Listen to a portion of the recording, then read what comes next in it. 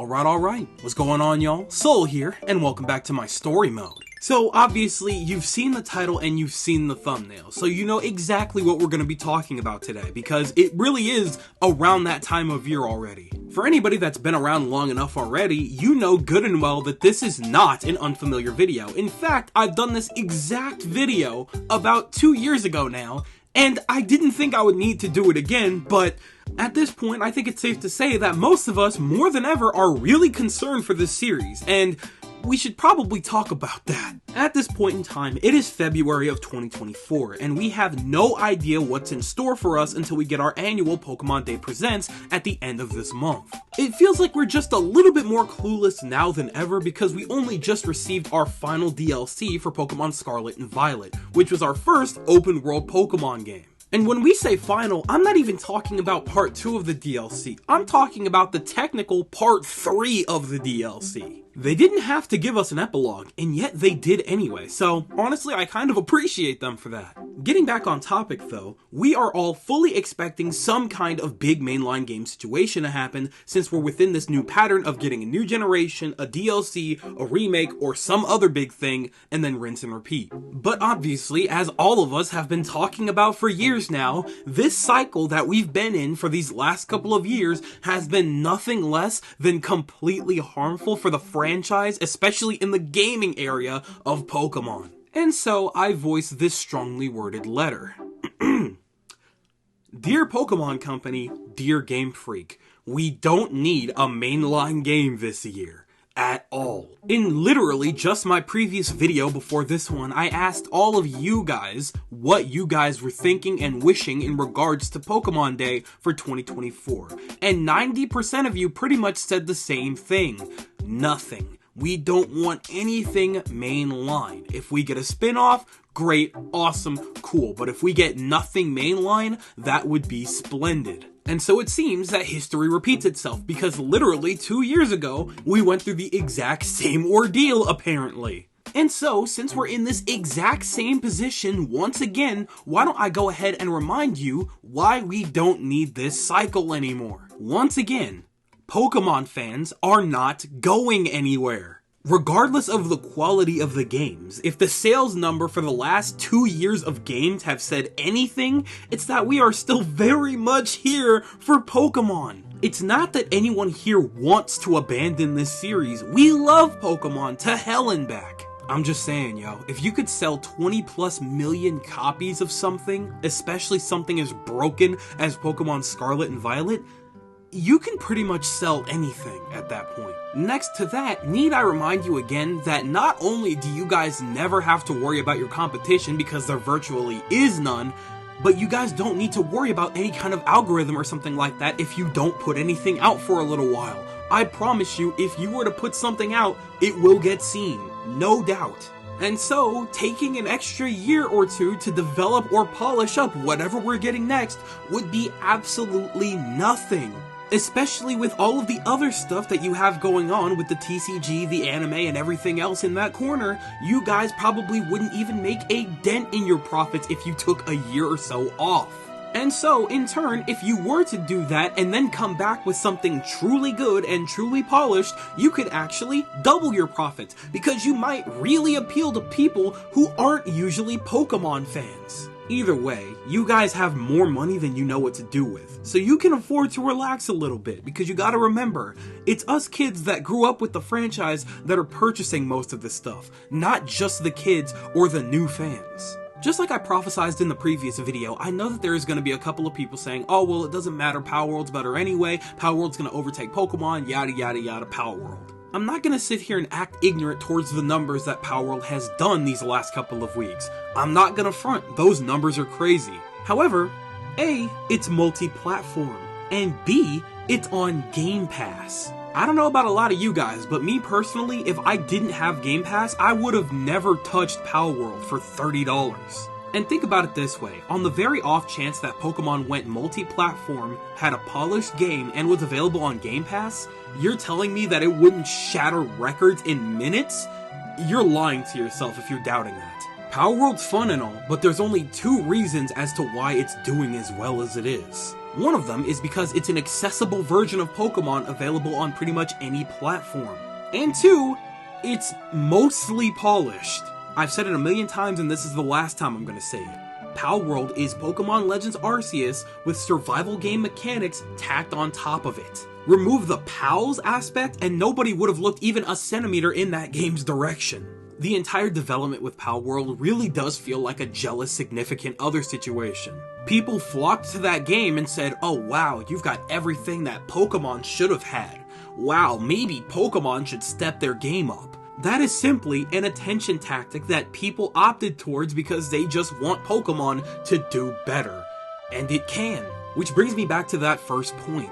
You have people that are dedicated to this series, and all you have to do is take an extra year off for some extra polish, extra development, and all of those people that flock to Palworld will drop it in a heartbeat. I guarantee it. I did not think I would be talking about Palworld again in this video, but that's probably the last time I'm gonna bring that game up, because I don't even play it anymore. Anyway, moving on. My next point here is that Game Freak still clearly needs time to adjust to 3D development. But Soul, what in the world are you talking about? They've been developing Pokemon games in 3D since 2013 on the 3DS. Why in the world would you think that they need more time to adjust? Because they clearly barely had any idea what they were doing with Pokemon X and Y either back in the day. The only reason people even look back at that game at this point in time is because that game introduced Mega Evolution to us.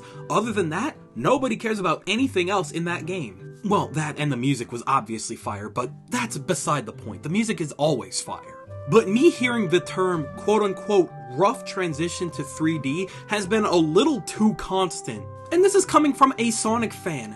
That term should never be that constant in something as big as Pokemon. That obviously shouldn't have been the case for Sonic either, but at least they're learning a little bit. But that's the thing though, what people don't usually talk about is the fact that Game Freak never had time to adjust to anything that they had to develop.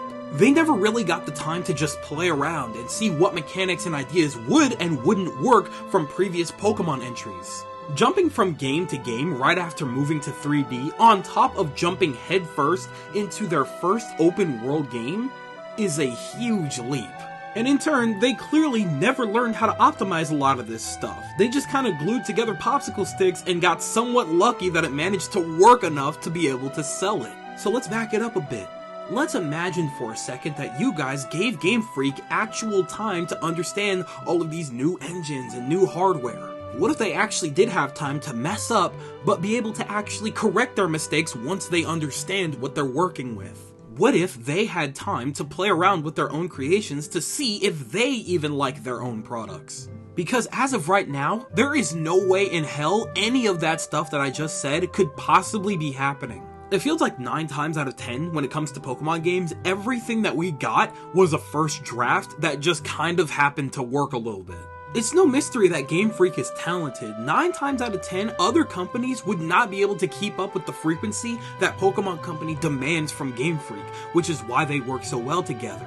However, in turn, Pokemon Company demands just a little too much from their magic makers. And if we've learned anything from these last couple of years, it's that business and art don't really coincide all that well sometimes. I know, without a doubt, that if Game Freak was given the time to actually adjust to the hardware, they could create some true high-quality art with Pokemon. I promise you.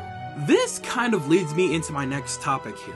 Like we've talked about plenty of times already, there is absolutely no excuse as to why the games look and play the way that they do on the Nintendo Switch. Yeah, sure, it's not technically as strong as their competitors, or hell, even their previous console. However, the Switch in of itself is a perfectly fine console, and even without the capabilities that stronger consoles have, games can be stylized and optimized to work perfectly fine. Pretty much any open world game that's been ported to or developed for the Nintendo Switch is absolute undeniable proof of that very fact. We've talked enough about Zelda. Have you guys played literally any Xenoblade game on the Switch? Because I implore you to play those very magical, beautiful looking games. And guess what? All of those games had so much time to be developed that they didn't know what to do with the extra time. This is all I want for this series, but here's the thing, we haven't even delved into the main point yet. Now, here's the thing, there's no way to avoid all the whispers and talks of the potential of a new Nintendo console coming to us at the end of this year. Obviously, after a good couple of years after a console has been out, talks like this start to circulate. Rumor or not, it makes sense because it's been 7 years since we've gotten the Nintendo Switch, so it's not really all that weird. And obviously, we wouldn't really be talking about this very much if there wasn't clear evidence that kind of points to this theory. The last few major Nintendo-specific releases on the Nintendo Switch have been remasters or remakes outside of like Zelda and maybe Princess Peach Showtime. And obviously, like, DLCs for, like, Pokemon and Splatoon 3, but either way, you get what I'm getting at. Those are very clear telltale signs that something is winding down to move on to something bigger and better. Now, let's go ahead and indulge in this theory for a moment that we might be getting something really big and really new from Nintendo this upcoming year. This would most likely mean that all of their major developers probably got dev kits for this new console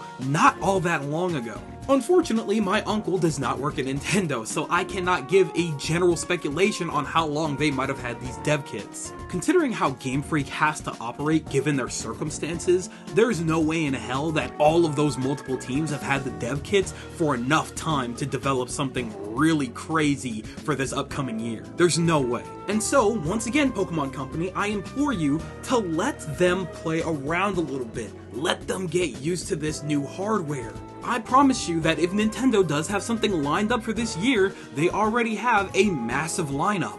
I'm just saying, we haven't heard about Metroid Prime 4 for a very long time for probably a very good reason. I know for a fact that their lineup for this new console is probably going to go insane because they have learned from their mistakes with the Wii U. And so, with this very good chance that they actually do have something crazy lined up for this new console, why not let them have the year and let your developers have the extra year to get used to the kit so that we could get something more focused next year? Think about it. If we were to get a new console, it would probably come out around the holiday season. And obviously, because they've learned from the Wii U's mistakes, they would give us a lot of big name games to look forward to. A new Metroid, a new Donkey Kong, who knows what they've got cooking up. But knowing them, they've got something cooking up. Which means that this is most likely the best possible opportunity for you guys to take this extra year and give us something for the next holiday season. Do you really, truly want to put Pokemon in potential competition with a brand new Mario game? Cause I certainly wouldn't. Obviously, both of those games would sell really well. However, if they were separated, each of them individually could sell even better. I'm just saying, when you guys aren't getting your funny up and you let people get their money up, you guys can profit a little bit better every time. Guaranteed. The long and short of it is, there is no reason for you to bum rush a game just for the sake of making it to the release date of a new console. That is legitimately the mindset that ended up killing Sonic for a couple of years. They were developing a big, healthy Sonic game that looked really good and really promising, and then all of a sudden, Nintendo announced a new console on the horizon, and they were like, oh, well, we gotta take advantage of that, so let's split the team up and take the risk. And look what happened. Guys, don't do that. Don't do that. I promise you that if you were to take this 1 year, even on the off chance that we get a new console this year, Pokemon will come out healthier than ever. Whatever the new console is, it's not going anywhere. They're going to keep it as healthy as they possibly can for the next 7 years, which means that Pokemon has so much time to release maybe 3 or 4 big major games throughout its lifetime. You don't need all 7 years for 7 different games. That is legitimately insane. On top of this, if the new console does actually end up with stronger, higher specs and stuff like that, then the best thing you can do for yourselves is make use of that by allowing Game Freak to understand it.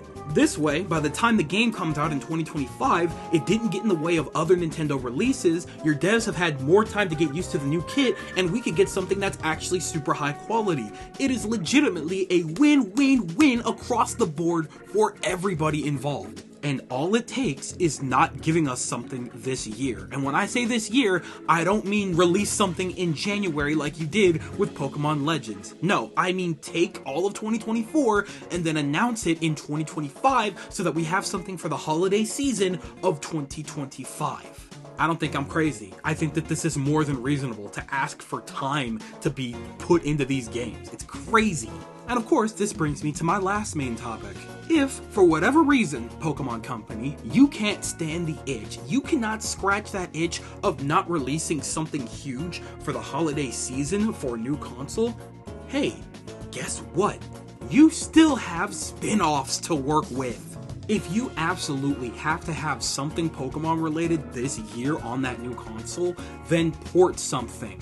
I promise you, the numbers would not be too bad if you were to port the Pokepark series. I guarantee you I will be first in line. A small team to handle the ports for an HD re-release of Pokemon Colosseum or XD Gale of Darkness? You gotta be kidding me, bro. I'm not even kidding you. Grab Ilka, have them remake one of the Pokemon Ranger games in the style of the remakes, and I promise you, that would still sell a lot better than you probably think. I mean, you don't have to do that, but any Pokemon Ranger would be a good Pokemon Ranger. I want it back. I'm serious. Anyhow, you guys get the idea. If you guys were to utilize your assets just a little bit better, you could take as much time as you needed on mainline games. Just saying. But I guess when it boils down to it, nothing mainline. It's as simple as that. Just don't announce anything and everybody would be okay with that. I promise you, we would be just fine if we didn't have a Pokemon game for 1 year. We will survive, you will survive, and your pockets will absolutely survive. I think one of my dreams at this point is to wake up and go into a Pokemon Direct, record my reaction, and the screen just cuts to black after they talk about nothing for 20 minutes. I would be ecstatic, over the moon, beside myself, clapping, tears in my eyes, because that would mean that we are getting nothing, which means we are getting something better. And that's all I want. But naturally, like a lot of you, none of what I said in this video is probably gonna happen. I know for a fact that Team B or Team C had just barely enough time to get to maybe know the dev kit a little bit to develop the next mainline game for this upcoming console. I am not looking forward to that announcement. And I'm sure not a lot of you guys are either, but hey, it is what it is. That's Pokemon for you. They know how to make a quick buck. Ah, man. But hey, that's just me. So that just about wraps it up for this one because I have rambled on about this very topic for long enough, but that's my letter to Game Freak and Pokemon Company to just take a break, take the time, and see what you're doing here. But I've talked enough. I'm passing the mic over to y'all. What do you guys think? Do you guys think that if we are potentially getting a Nintendo console this year, do you think that they'll actually take the advice that they pretty much outed themselves on as far as putting out too many games too soon and not being able to keep up with a cadence of releases while, you know, lowering the quality unintentionally? Or do you think that they just said that to maybe make us think that they actually care and that they're just gonna put out a new game regardless at the end of this year of 2024? Tell me everything that you guys are thinking in the comment section below, because you know for a fact that I am always gonna be down there with you guys. And with that, it does appear to be skedaddle o'clock. I'd like to thank you guys ever so much for watching. I truly do hope you enjoyed. Do me the greatest favor of dropping a like and a comment, and consider subscribing for more content just like this here. And with that, I am gone. So thanks again, hope you enjoyed, and I'll be seeing you guys in the next video. Do me the greatest favor of taking good ass care, and I'll see you all next time. Bye!